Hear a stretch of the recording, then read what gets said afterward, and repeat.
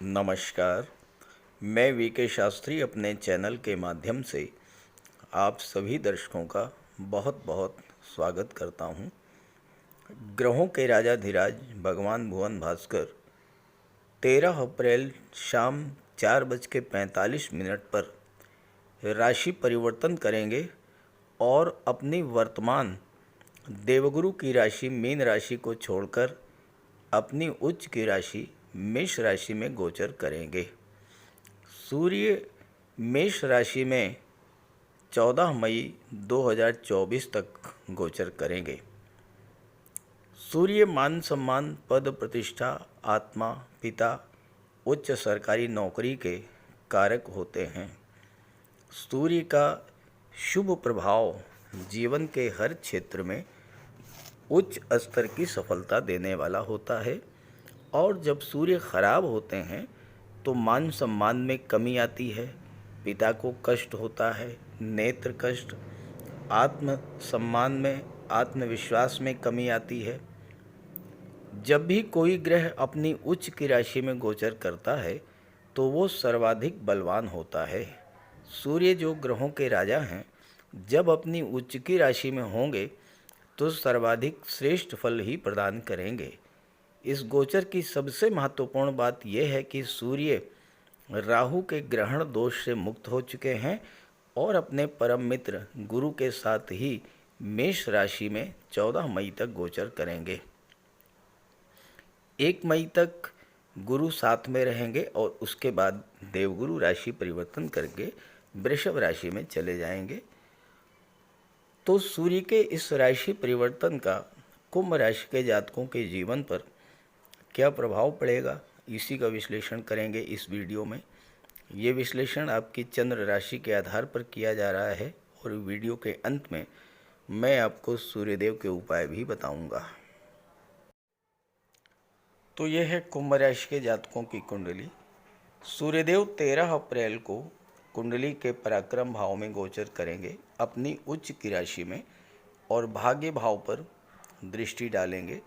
यहाँ पर सूर्य तीसरे भाव के 7वें भाव के स्वामी होकर तीसरे भाव में गोचर कर रहे हैं।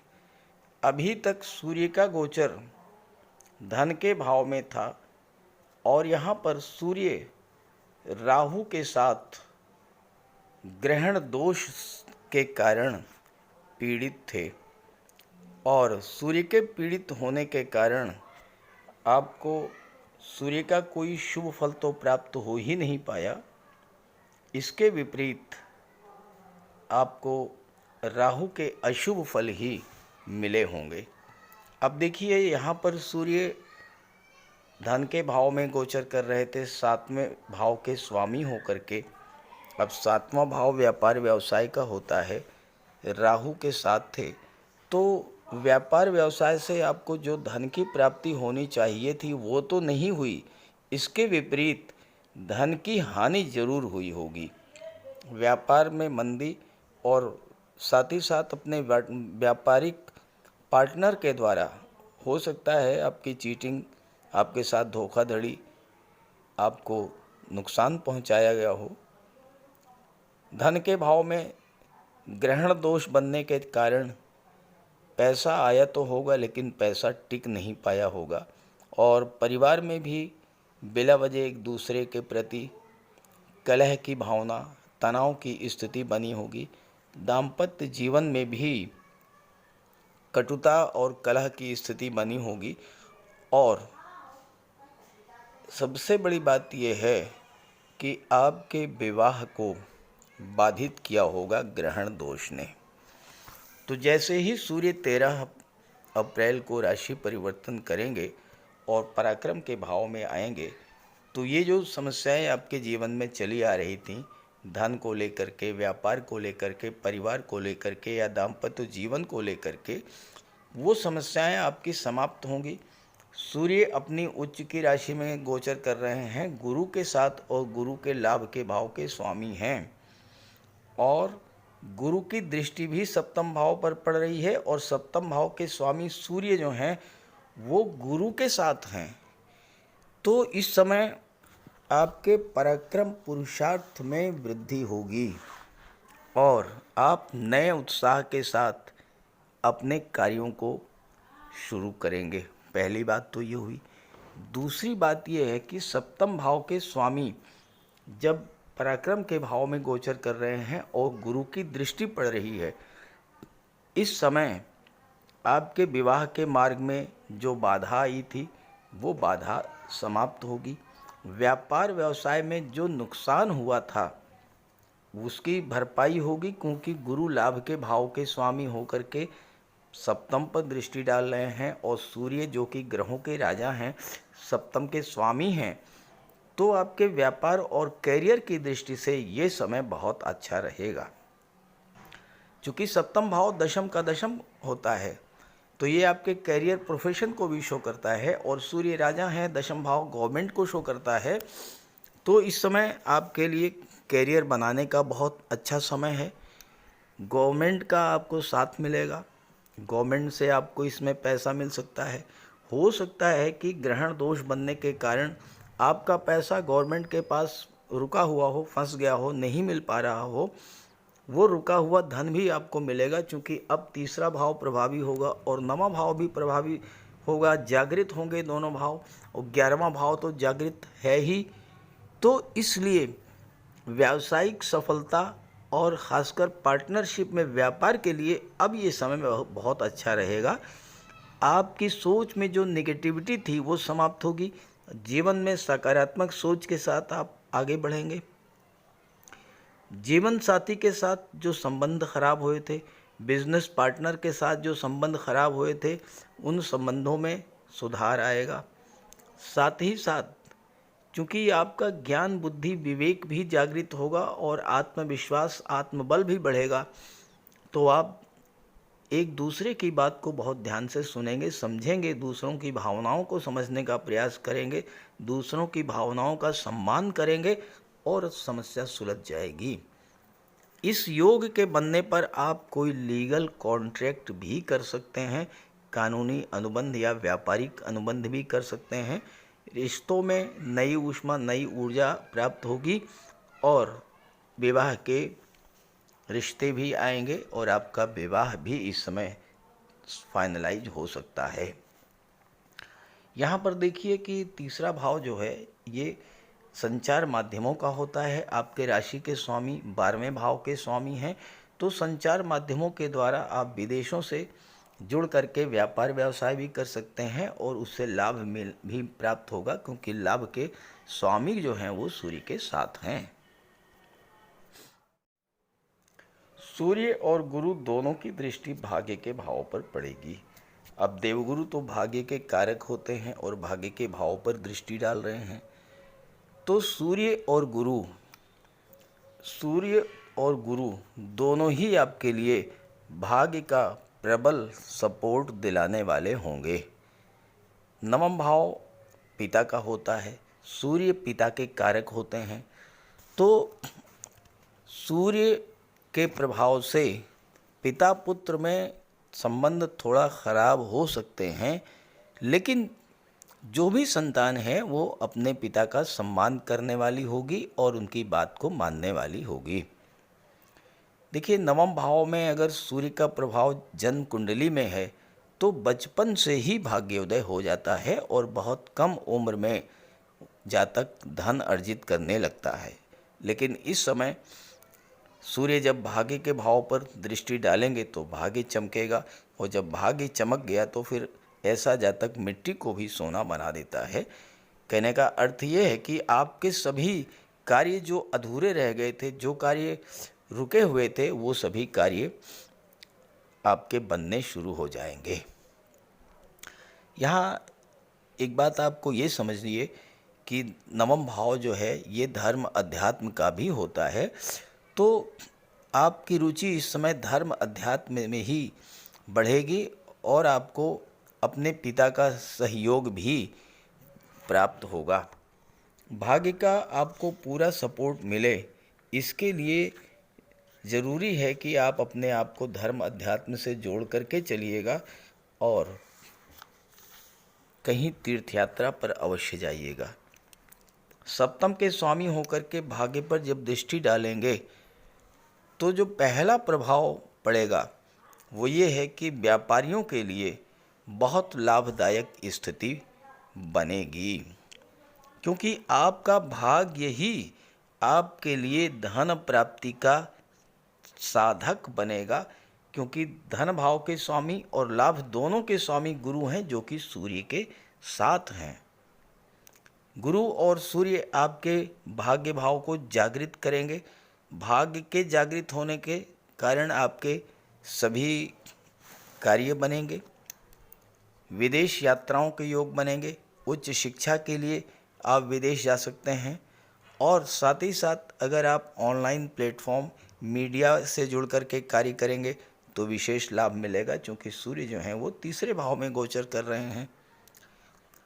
देवगुरु बृहस्पति जो हैं वो आपकी कुंडली में लाभ और धन के स्वामी हैं और सूर्य के साथ हैं। तो इस समय आप जो भी कार्य शुरू करेंगे उस कार्य में सफलता भी मिलेगी, लाभ भी मिलेगा और धन का संचय भी होगा। सूर्य के प्रभाव से आप हर तरह की कंपटीशन में आप सफलता अर्जित करेंगे। चूँकि भाग्य के भाव को देख रहे हैं सूर्य, तो सरकारी नौकरी प्राप्त करने का भी ये बहुत अनुकूल समय रहेगा। अगर आप कहीं नौकरी में हैं और नौकरी में ट्रांसफ़र चाह रहे थे काफ़ी दिनों से, लेकिन नहीं मिल पा रहा था, तो इस समय अगर आप प्रयास करेंगे तो आपको ट्रांसफ़र भी मिल सकता है और अच्छी जगह पर आपको ट्रांसफ़र मिलेगा। छोटे भाई बहनों की शिक्षा या करियर या फाइनेंशियल क्राइसिस को लेकर के आपके मन में कोई चिंता थी, वो चिंता दूर होगी। और साथ ही साथ प्रथम संतान से किसी तरह का मतभेद था तो वो भी दूर होगा और पिता का सहयोग आपको मिलेगा। भले ही थोड़ा बहुत संबंध तनावपूर्ण रहें, लेकिन सहयोग तो पिता आपको करेंगे, आशीर्वाद आपको अवश्य मिलेगा। तो सूर्य का राशि परिवर्तन उच्च की राशि में गोचर करना कुंभ राशि के जातकों के लिए विशेष फलदायी है। इस गोचर का लाभ उठाएं और साथ ही साथ ये वीडियो अपने साथियों मित्रों को भी शेयर करें। और अगर आपकी जन्म कुंडली में सूर्य कमज़ोर हैं तो सूर्य का उपाय भी कर लें। तो बात करते हैं उपायों पर। सूर्य देव की आराधना करें। खास करके छात्रों को या जो कॉम्पिटिटिव एग्ज़ाम्स की तैयारी कर रहे हैं उन्हें तो सूर्य के उपाय अवश्य करने चाहिए। सूर्य आत्मा के कारक हैं। इस पृथ्वी पर सूर्य के कारण ही जीवन है और सूर्य की ही ऊर्जा, प्रकाश और ऊष्मा से हम कार्य करने में सक्षम होते हैं। सूर्य देव की आराधना करेंगे, आत्मा को बल मिलेगा, आत्मविश्वास में वृद्धि होगी, कार्य करने की ऊर्जा प्राप्त होगी, जीवन में रोशनी आएगी, भाग्य चमक जाएगा और फिर आप सफलता की सीढ़ियां चढ़ते चले जाएंगे। तो प्रातःकाल स्नान करते समय जल में लाल पुष्प या केसर डाल करके स्नान कीजिए। इसके बाद सूर्योदय से 1 घंटे के भीतर सूर्य देव को अर्घ्य दीजिए। तांबे के लोटे में जल, अक्षत, लाल पुष्प, रोली, लाल चंदन ये डाल करके सूर्य देव को अर्घ्य दीजिए। ध्यान रखें कि सूर्य देव को अर्घ्य 3 बार में देना है। 1 लोटे जल को आपको 3 बार में अर्घ्य देना है और साथ ही साथ इस बात का ध्यान रखना है कि जो जल है वो आपके पैरों पर ना गिरे। इसके बाद गायत्री मंत्र का जाप करें, आदित्य हृदय स्तोत्र का पाठ करें। छात्रों को तो सूर्य का ये उपाय नियमित रूप से करना चाहिए, क्योंकि सूर्य ही सरकारी नौकरी के कारक हैं और आज के युग में हर छात्र का सपना होता है कि वो आईएएस बने, आईपीएस बने या शासन प्रशासन में उच्च पदस्थ अधिकारी बने, और सूर्य इन सब के कारक होते हैं। सूर्य पिता के कारक हैं। पिता का सम्मान कीजिए, उनकी सेवा कीजिए, उनके मार्गदर्शन में आगे बढ़िए। यदि किसी तरह का कोई विवाद भी है तो उसे भुला दीजिए और उन्हें किसी तरह का कष्ट तो बिल्कुल न दें। इससे सूर्यदेव को बल मिलेगा। सूर्यदेव को बल प्राप्त हो इसके लिए रविवार को नमक का सेवन न करें। दलिया, दूध, दही, गुड़, गेहूं की रोटी, इन सब का प्रयोग करें। रविवार के दिन सूर्यदेव को अर्घ्य देने के बाद एक तांबे की अंगूठी या तांबे का छल्ला ये धारण करें और जितनी आपकी क्षमता या सामर्थ्य हो यथाशक्ति लाल वस्त्र, गुड़, गेहूं, मसूर की दाल या तांबे का दान करें। गौ माता की सेवा करें, उन्हें रोटी दें, चींटियों को चीनी दें, मछलियों को आटे की गोली खिलाएं। ध्यान रखें कि जो भी उपाय करें यो पूरे मन से करें। उपाय करते समय सूर्यदेव का ध्यान करें और साथ ही साथ अहंकार और क्रोध इनसे दूर रहें। आप ये उपाय करके देखिए, जीवन में इतना बड़ा परिवर्तन आएगा कि आप कल्पना नहीं कर सकते। तो मेरी बात से सहमत हों तो उपाय शुरू कर दीजिए और वीडियो अच्छा लगा हो तो अपने साथियों को, मित्रों को भी ज़रूर शेयर कर दीजिएगा। नमस्कार।